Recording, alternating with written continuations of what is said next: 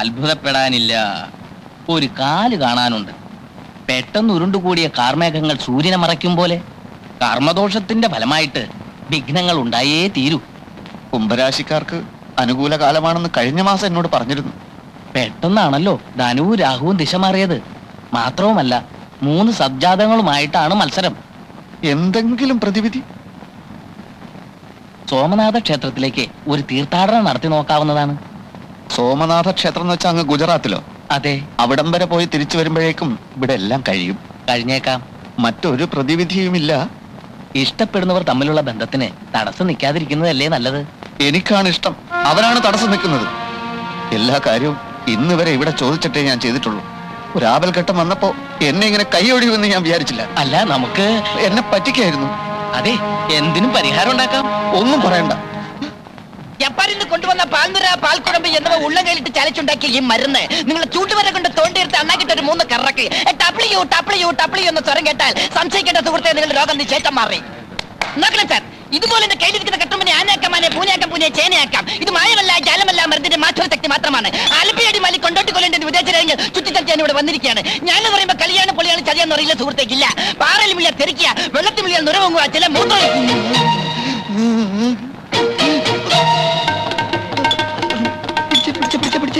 നീ നാവാട്, ഞാൻ മൂത്രം ഒഴിച്ചിട്ട് ഇപ്പൊ വരാം. നോക്കണം സാർ, ഇതിൽ മായമില്ല, മന്ത്രമില്ല, ജാലമില്ല.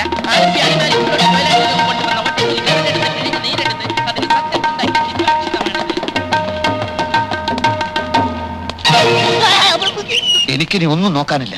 നിന്നെയും കൊല്ലും, അവനെയും കൊല്ലും. നീ കൊണ്ടുവന്ന ഡോക്ടർ എന്റെ ജീവിതം തൊലച്ചടാ, അറിയാവോ? എന്നെ ഒന്നും ചെയ്യരുത്. അവനൊരു വ്യാജ ഡോക്ടറാണെന്ന് അന്ന് എനിക്കറിയില്ലായിരുന്നു. എന്ത്? അറിഞ്ഞപ്പോ അവനോട് ഞാൻ പലവട്ടം പറഞ്ഞതാ, അറിയാത്ത പണി ചെയ്ത് മനുഷ്യനെ കൊല്ലരുതെന്ന്. കേട്ടില്ല. എന്താ ഉണ്ടായത്? ആ വ്യാജനെ പോലീസ് പിടിച്ചോ? വ്യാജം? അത് ശരി.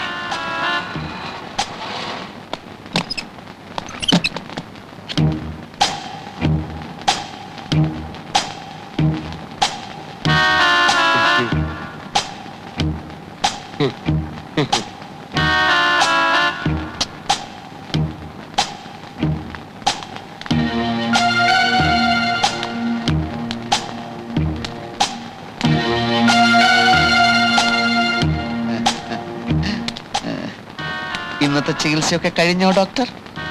പിന്നെ എന്തൊക്കെയുണ്ട് വിശേഷങ്ങൾ? സുഖാണോ? ഇവിടെ അസൗകര്യങ്ങൾ വല്ലതുണ്ടോ? ഉണ്ടെങ്കിൽ പറയാൻ മടിക്കരുത് കേട്ടോ. ഡോക്ടർ എന്താ ഒന്നും മിണ്ടാത്തത്? ഓ, മനസ്സിലായി മനസ്സിലായി. നന്ദിനിയും ഡോക്ടറുമായുള്ള വിവാഹത്തിന് ഞാൻ തടസ്സമാകുമോ എന്നുള്ള സംശയം അല്ലേ? ഇനി ആ സംശയം വേണ്ട. നന്ദിനിയെ ഡോക്ടർ തന്നെ വിവാഹം കഴിക്കണം. പിന്നീടാ ഞാൻ ആലോചിച്ചത്, ഞങ്ങൾ തമ്മിൽ ഒരു ചേർച്ചയില്ല. ലണ്ടനിൽ പഠിച്ച വനിതാ ഡോക്ടറും മണിപ്പാലിൽ പഠിച്ച പുരുഷ ഡോക്ടറും.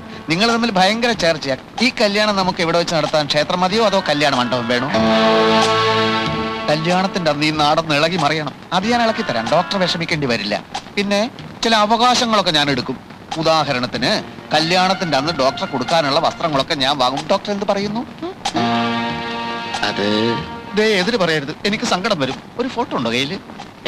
ഫോട്ടോ ഡോക്ടറുടെ പത്രത്തിൽ കൊടുക്കാനാ. ഡോക്ടറുടെയും നന്ദിനിയുടെയും ഒരു അടിക്കുറിപ്പ് ഉണ്ടാവും. Doctor Rajagopal, doctor Nandini. ഇവർ ചിലപ്പോൾ അടുത്ത ആഴ്ച വിവാഹിതരായേക്കും. അങ്ങനെ കൊടുക്കാൻ എന്താ? വിവാഹിതരായേക്കും എന്ന് പറഞ്ഞു കൊടുക്കുന്നതിന് വിവാഹം കഴിഞ്ഞിട്ട് വിവാഹിതരായി എന്ന് പറഞ്ഞു കൊടുത്താൽ പോരെ? അതിൽ പുതുമയില്ല. വിവാഹിതരായേക്കും എന്ന് പത്രത്തിൽ കൊടുക്കുന്നതാണ് പുതുമ. ഫോട്ടോതാ ഫോട്ടോതാ ഫോട്ടോതാ ഫോട്ടോ ഒന്നും ഇല്ല. ഫോട്ടോതാ. എന്തായി സാവിത്രി? എന്ത്? നന്ദിനോട് നീ സംസാരിച്ചില്ലേ? സംസാരിച്ചല്ലോ. എന്നിട്ട് അവക്ക് ഏതോ ലൈബ്രറിയിൽ പോണോത്രേ. പിന്നെ ഏതോ ഒരു ഇംഗ്ലീഷ് പടത്തിന്റെ കാസറ്റ് കൊടുക്കണമെന്ന്. കാസറ്റോ? അതല്ല ഞാൻ ചോദിച്ചത്. ഡോക്ടറുമായിട്ടുള്ള കല്യാണ കാര്യത്തെപ്പറ്റി സംസാരിച്ചില്ലേന്ന്. ഇല്ല. സംസാരിക്കണമെന്ന് ഞാൻ പറഞ്ഞിരുന്നല്ലേ? ഉവ്. പക്ഷെ സംസാരിക്കണമെന്ന് എനിക്കൂടെ തോന്നണ്ടേ? ഒരു പാവം ചെറുക്കന്റെ സ്വത്ത് മുഴുവൻ തട്ടിയെടുത്തിട്ട് പറഞ്ഞ പോലെ അവൻ ഇവിടെ കാണുന്നില്ലല്ലോ. എന്തിനാ കാണുന്നത്? ഈ വീടിന്റെ അവകാശം കൂടി നിങ്ങൾ എഴുതി വാങ്ങിയില്ലേ? ഒരു കാര്യം ഞാൻ പറഞ്ഞേക്കാം. ഞാൻ മുൻകൈ എടുത്തിട്ടാണ് നന്ദിനിയെ ഡോക്ടറെ കൊണ്ട് കല്യാണം കഴിപ്പിക്കുന്നതെങ്ങാനും അവനോട് പറഞ്ഞു കൊടുത്താലുണ്ടല്ലോ, ഈ മാധവൻ തമ്പിയുടെ തലസുരമ നീ കണ്ടിട്ടില്ല? ഓ, ഞാൻ ഒരുപാട് കണ്ടതാ. ആ കണ്ടതുപോലെ ഇനി നീ കാണാൻ പോകുന്നത്. എന്ത് കുന്തോ ആയാലും നന്ദിനി അത്ര പെട്ടെന്ന് ഒരു കല്യാണത്തിന് തയ്യാറാവുന്ന എനിക്ക് തോന്നുന്നില്ല. പിന്നെ ആ കാര്യം ഞാൻ നോക്കിക്കോളാം. കല്യാണത്തിന് അങ്ങനെ അവളെ സമ്മതിച്ചില്ലെങ്കിലുണ്ടല്ലോ അവിടെ കയ്യും കളിയാൻ ചവിട്ടി പിടിക്കും. ആരുടെ കയ്യും കാലാണ് അമ്മാവ? ആരിത് മഹാദേവനോ? നീ എവിടെ ആയിരുന്നടാ? അതേ, നിന്നെ കല്യാണം കഴിച്ചില്ലെങ്കിൽ നന്ദിനിയുടെ കൈയും കാലും ഞാൻ തല്ലി ഓടിക്കുന്നു പറയായിരുന്നു. അതൊന്നും വേണ്ടിവരില്ല അമ്മാവ. അല്ലാതെ തന്നെ നമ്മൾ ആഗ്രഹിച്ചതുപോലെ എല്ലാം നടക്കും. ഇങ്ങോട്ട് വന്നേ. ഒരു കാര്യം ചോദിക്കട്ടെ മോനെ മഹാദേവ, എന്താ നീ ഉദ്ദേശിച്ചത്? കടിഞ്ഞാൺ എന്റെ കയ്യിൽ കിട്ടിക്കഴിഞ്ഞു. ഏത് കടിഞ്ഞാൻ? നീ കുതിരയെ മേടിച്ചു? ഒരു എലിയെ പിടിച്ചാൽ പൂച്ച അതിനെ പെട്ടെന്ന് അങ്ങനെ തിന്നുകടയില്ല. കുറേ നേരം ഇങ്ങനെ തട്ടി തട്ടി കളിക്കും. അതൊരു രസാ. ഏത് പൂച്ച? ഏത് എലി? പൂച്ച ഞാനാ. എലി എലി അത് പിന്നെ പറയാം. ഇപ്പൊ പറ മോനെ. വേണ്ട, കാര്യം അറിയുമ്പോ അമ്മാവൻ എന്നെ കെട്ടിപ്പിടിച്ചൊരു ഉമ്മ തന്നില്ലെങ്കിൽ നോക്കിക്കോ. ഒന്ന് പറ മോനെ. പിന്നെ പറയാം. നന്ദിനിയെ അവൾ ഇഷ്ടപ്പെടുന്ന മിടുക്കനായ ഡോക്ടർ തന്നെ കെട്ടട്ടെ. എവിടം വരെയായി അമ്മാവ കാര്യങ്ങൾ? ഇന്ന് കാലത്ത് അവള് പറയാ അവ ഉടനെ ഡോക്ടറെ കല്യാണം കഴിക്കണമെന്ന്. സ്ത്രീധനത്തുക നാളെ തന്നെ ഡോക്ടർക്ക് കൊടുക്കണമെന്നും അവന്റെ വീട്ടിൽ അറ്റകുറ്റപ്പണി ചെയ്യാൻ. ഞാൻ എന്ത് ചെയ്യണമെന്ന് പറ കുഞ്ഞെ. ഡോക്ടർ അറ്റകുറ്റപ്പണിയൊക്കെ തുടങ്ങിയോ? അതെന്നെ. ഞാൻ നിന്നെ കുറ്റപ്പെടുത്തുന്നേ എന്റെ വിധിയാണ്. രക്ഷപ്പെടാനുള്ള അവസാന സന്ദർഭവും നഷ്ടമായി. 2 ദിവസത്തിനകം നല്ലൊരു തുക കൈ വന്നേനെ. എല്ലാം തൊലഞ്ഞു. ഈ മഹാദേവന്റെ ഉദ്ദേശം എന്താണെന്ന് എനിക്ക് മനസ്സിലാവാത്തത്. നിന്നെ നേരി കണ്ടിട്ടും ഒരു വ്യാജനാണെന്ന ഭാവം പോലും നടിക്കാത്തത്. ഏതോ വാഹനം വന്നിട്ടുണ്ട്. ഏയ്, നിന്റെ ഉള്ളിലുള്ള ഭയം കൊണ്ട് തോന്നിയതാ. അല്ലോ പോലീസ്! എങ്ങോട്ടാ പെട്ടിയൊക്കെ ആയിട്ട് വ്യാജ ഡോക്ടർ? ഒളിച്ചോടാനുള്ള പദ്ധതിയാണല്ലേ? വ്യാജ ഡോക്ടറുടെ കൂടെ വ്യാജ ദല്ലാളും ഉണ്ടല്ലോ. അതും സൗകര്യമായി. ഇവനെ തെരഞ്ഞ് നമ്മൾ ഇനിയും കറങ്ങാതെ കഴിഞ്ഞല്ലോ. രണ്ടുപേരും പോന്നോളൂ.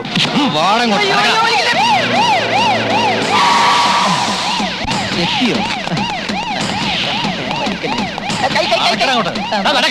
നടക്കല്ലേ? നടക്കുന്ന ആളോട് നടക്കടാ നടക്കടാ. ഇത് സ്ഥലം ഇതാണ് നിന്റെ തന്തയുടെ തറവാട്.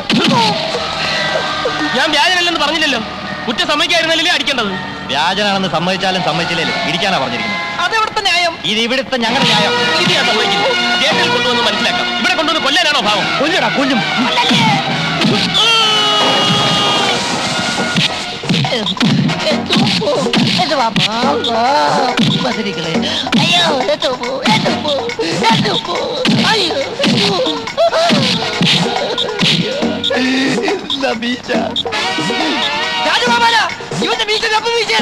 മീശയില്ലാത്ത പോലീസുകാർ മീശ വെക്കണമെന്നാ സർക്കാർ ഉത്തരവ്.